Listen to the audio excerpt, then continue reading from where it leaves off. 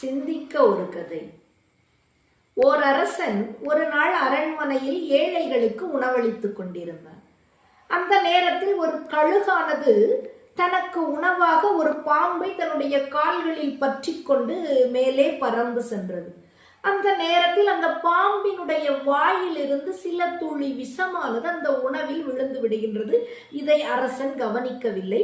அதை ஒரு ஏழைக்கு கொடுக்க அந்த ஏழை அந்த உணவை உண்டு சிறிது நேரத்திலேயே இறந்து விடுகின்றார். அரசன் மிகுந்த வருத்தத்திற்கு ஆளாகின்றார்.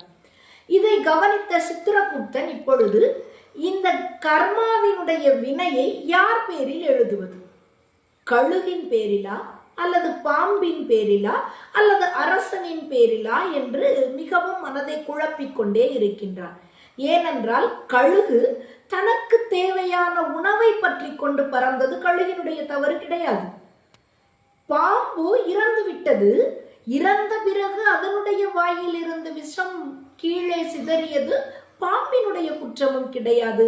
அரசனுக்கும் அந்த உணவில் விஷம் கலந்தது தெரியாது. ஆக இந்த 3 பேர் பேரிலும் அந்த வினையை கர்ம வினையை எழுத முடியாது. உடனே சித்திரகுப்தன் யமனை நாடுகின்றான். யமன்கிட்ட ஆலோசனை கேட்கிறான். யமன் உடனே சொல்றான், இந்த 3 பேர் பேரிலுமே நீ இந்த கர்மாவை எழுத முடியாது, சிறிது காலம் பொறுத்திரு, தானாக இதற்கு ஒரு விடை கிடைக்கும் என்ற அறிவுரை கூறி அனுப்பிவிடுகின்றான். சில நாட்கள் ஆகின்றன. ஒரு நாள் ஒரு பெண்மணி அந்த அரண்மனை அருகில் இருக்கக்கூடிய சாலை ஓரத்தில் பழங்களை விற்று கொண்டிருக்கின்றாள்.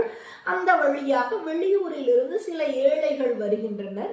அவர்கள் அரசனினுடைய அரண்மனைக்கு செல்வதற்கான வழி எங்கே இருக்கின்றது என்று கேட்கின்றனர். உடனே இந்த பெண்மணி சொல்கின்றாள், ஓ அதோ அங்கேதான் இருக்கின்றது அந்த அரண்மனை. ஆனால் அந்த அரசன் ஏழைகளை விஷம் வைத்துக் கொள்பவன் என்று அந்த ஏழைகளை எச்சரிக்கின்றான். இப்பொழுது அந்த கர்ம வினையை சித்திரகுப்தன் அந்த பெண்மணியின் மீது எழுதி விடுகின்றான்.